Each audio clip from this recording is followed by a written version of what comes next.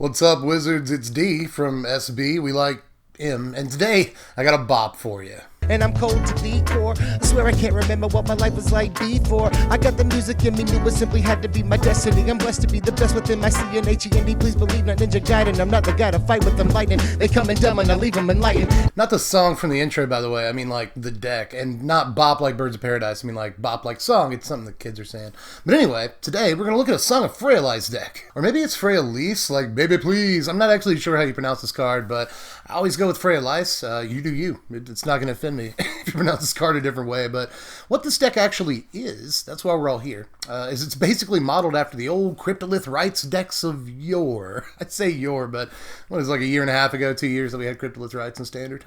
Basically what that deck did was it used Rites' ability to make your creatures tap for mana to tap all your creatures and play more creatures, and you play more creatures and more. And that's kind of what we're doing here, but those Cryptolith Rites decks, you go back and look at them, they're kind of aristocrats decks, you know, Blister Pods, Zulaport Cutthroat, and stuff like that is how they get their late game value and actually cross the finish line. But we don't have to resort to any of that because Song of Freyalise, conveniently, has a built-in like win mode on it when it hits Chapter 3. The cool thing about Song in this deck is that it's going to be good almost no matter what turn you play it on. You know, we're set up to where we can play this on turn 2, tap a 1-drop, play another 1-drop, and really get a crazy attack step in on turn 4 that puts like counters on 4 or 5 different guys. That's a good way to play the card, but it's also sweet to top deck this on like turn 6 or turn 7 because if you can stall the game out until you can actually get to Chapter 3, by that point in this deck, your board is bigger than the table a lot of the time, so it's just a nearly guaranteed auto win once you get to Chapter 3. Now, because of the way Song works, we're kind of forced into playing a bunch of 1 and 2 drop creatures really low on the curve, make sure we develop our board really fast. But the most important creature in the deck is actually a 5-drop, and that's Tendershoot Dryad. Full play set of this, you know, this works so super well with Song of Freyalise for a bunch of different reasons. Now, first of all, Song just helps you ramp a Tendershoot Dryad into play a little faster than you normally would be able to, so that's good enough right there, but this is obviously really good for getting the city's blessing too. You know, if your creatures can tap for mana, then you can tap them to play more creatures. Next turn you can tap them to play more creatures, you know. So you can actually hit the city's blessing really, really fast in this deck thanks to Song of Freyalise, and that's awesome for Tendershoot Dryad because it'll start making all those Saprolings 3/3s, and you get a Saproling literally every turn, 2 per turn cycle. And of course, if this has been out for a couple of turns, giving you tokens, then when you play a Song of Freyalise, that's game. If you can survive the requisite turns to get to Chapter 3, and this is making you tokens the entire time, you're probably gonna win that game. Like, you've got the City's Blessing, you've got a bunch of 3/3 Saproling tokens, not to mention whatever other, you know, creatures you got out. And then when Song goes off, all your Saproling tokens get another +1/+1 counter, so they're all 4/4s.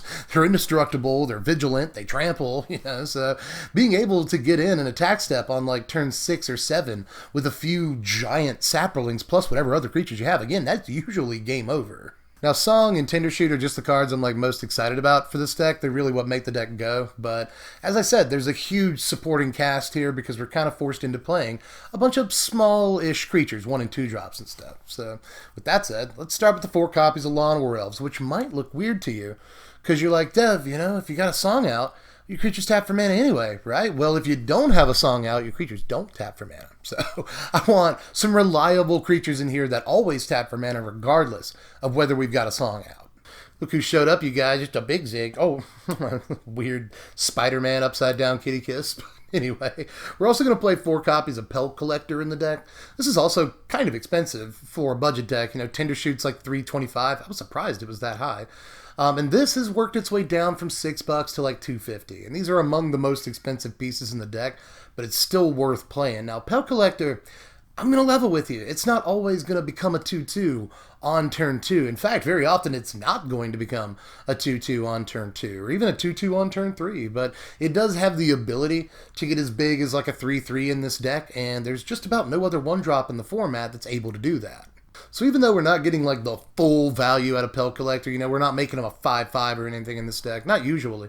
We're still going to play him because he's better than pretty much every other green 1-drop we could play. And I tried to play a bunch. There was a point where this deck was playing like 20 1-drops before I decided that we didn't have to do that. We didn't have to do that, but I do want to play 10 1-drops, so I'm going to add a couple of copies of Jungle Delver to the deck. And Jungle Delver is, you know, it's not a great card. I'm not going to lie to you, but it's not a terrible card either. We have got a lot of free mana in this deck, you know, between the Elves and the Song of Freyalise. There's a lot of mana floating around in this deck, and if you got nothing better to do with it, you can just start making Jungle Delver bigger. Like, there have been games where Jungle Delver was far and away the biggest creature on the table because it's a mana sink on turns where you draw a land, or where you just don't draw a very impactful card. You know, you draw a 1-drop on turn 8. Then you can just turn all your other mana into power for a Jungle Delver, and there's usually nothing wrong with that. Sometimes he'll be like a 5/5 or 6/6, depending on what happened in that game, and that's pretty good for a 1-drop.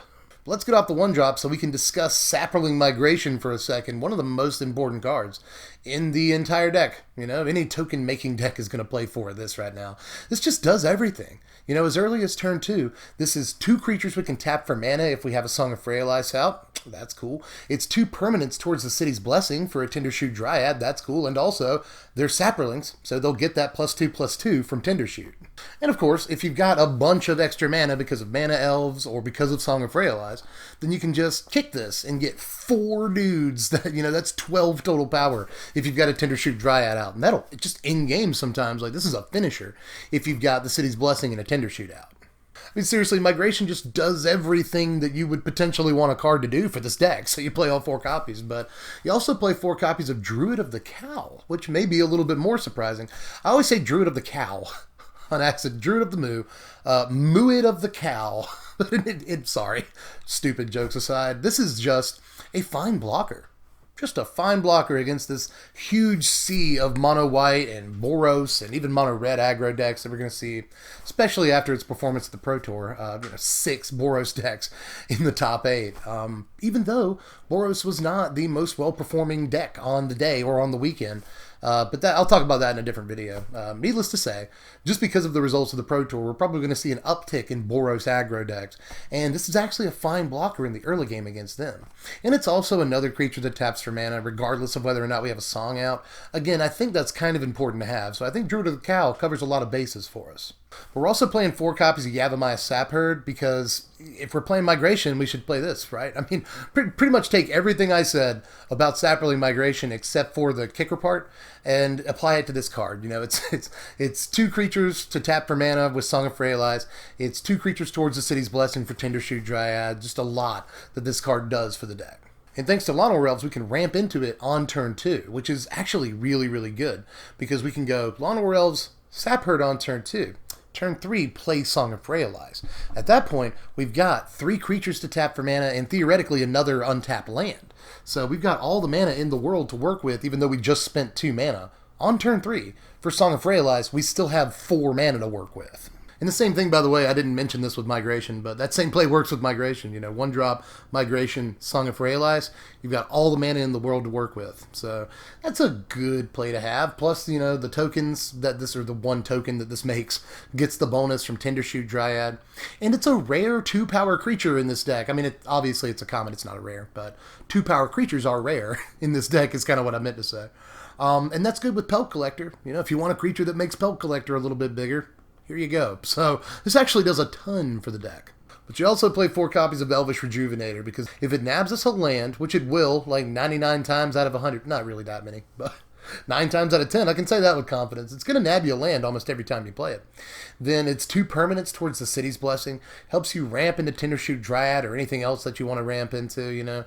And in this deck, creatures on board, whether this just boils down to a 3-mana 1/1 or not, you know, creatures on board do a lot. They tap for mana with Song of Freyalise. They end up getting +1/+1 counters and going indestructible for a turn, you know. They contribute towards the City's Blessing. So even in situations where this doesn't get you the land, it's still a little bit more salvageable than it would be in other decks, you know. A 3-mana 1/1 is never where you want to be, but at least there's a lot you can do with even the worst creatures in this deck. We're also making room for 4 copies of Beast Whisperer in the deck, one of the most important cards that we're playing. And it's only like $5 for a playset right now, actually a little bit less than $5 for a playset. We're porting this over from Elf Ball, and it kind of has the same function in that deck that it does in this deck, you know. We're going to be playing a lot of creatures if we can possibly help it, especially if we have a Song of Freyalise out. There's going to be times where, you know, we tap a creature to play a creature, and then we draw a card. And that card's a creature, so we tap another creature to play that creature, you know. And when we untap on the next turn, turn, then if it's chapter 3, we'll have a bunch of creatures to attack with.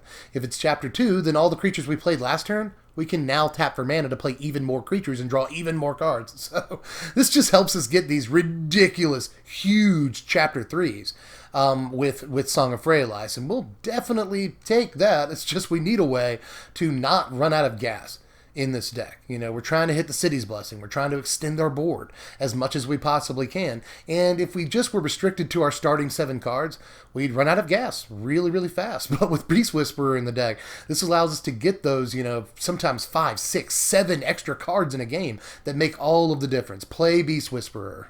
Seriously, there are 32 creatures in the deck. I mean, when you draw a card, there is better than a 50% chance that it's going to be a creature. So, again, I shouldn't have to say it more. Just play Beast Whisperer, do it. But we're also making room, which we don't have to, but I just want to stress real quick, we don't have to play this card, but I want to. We're going to play 2 copies of Verdant Force in the deck, because I want it to be 1998 again. Matter of fact, if you're a real boss, go out and find the Tempest version of this card, and it can't be more than a few dollars. I mean, I don't know, but I would imagine that card's not too expensive. But in any case, it's got the way better art, and it looks cooler, but all I'm saying is that Verdant Force is sweet, and we've got a lot of ways to make lots and lots of mana in this deck. I know this costs 8, but we've got Song of Freyalise, Druid of the Cowl, Elvish Rejuvenator, Llanowar Elves. There's so much mana in this deck, and I want to be able to do something with it occasionally. You know, it feels kind of bad to draw Verdant Force in your opening hand. Some of the time. But when you draw Verdant Force on turn 6 or turn 7, and you've got the resources to play it, it is easily the best card in the deck, you know? Especially with Song of Freyalise. I should point that out, you know? When Song of Freyalise goes off for Chapter 3, then you, sir or madam, have an 8/8 trample indestructible vigilance guy. And sometimes going big can be more important than going wide. And here's your lands, 20 forests. I mean, I guess you could play, like, Memorial to Unity if you wanted to in this deck, but I want all my lands to come into play untapped, and I want the mana base to be as cheap as possible, 20 forests. And here's another really simple sideboard. I've been liking these lately. We're going to play Kraul Harpooner in the deck to take care of big flyers. You know, Lyra Dawnbringer, Shalai, Aurelia. There's a lot of them in the format right now. Doom Whisperer, Nicol Bolas. You can keep going. Rekindling Phoenix for a turn. You know, there's stuff that Kraul Harpooner can do for you in this format is all I'm saying. And it's another creature towards Ascend, or that can tap for mana, whatever.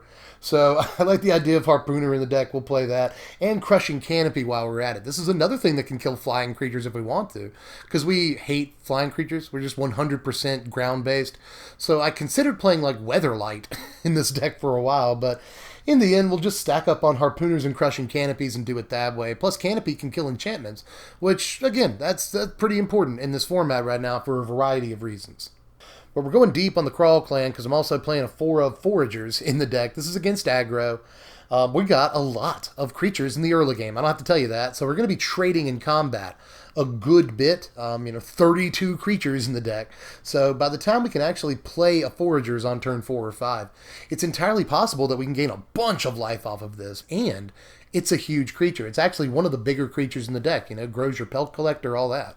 But speaking of big creatures, you also see the 4 Vinemare in there. We're doing this against not just black decks, but also control decks. Now here are your power rankings right here. A final score of 59, which isn't super high, but the deck is only about $35, $40 right now, and that's a steal for something that I'm telling you, if it gets out of control, it gets way out of control. Now, don't get me wrong, the deck can get tripped up by Settle the Wreckage and some other stuff. You know, there's sweepers in the format right now, so we don't necessarily just completely fold to a Deafening Clarion, but we also don't like Deafening Clarion very much.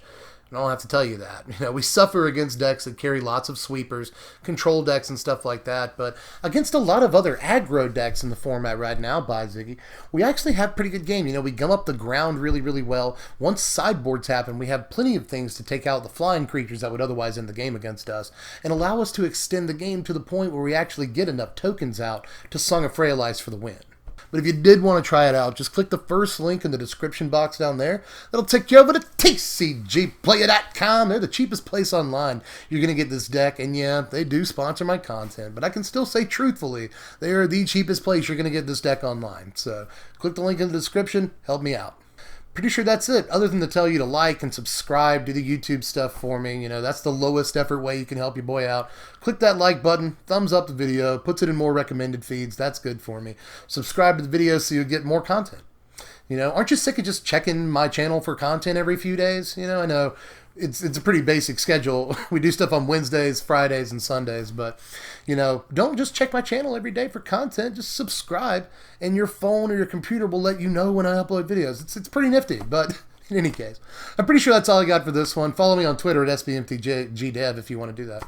SBMTGDev.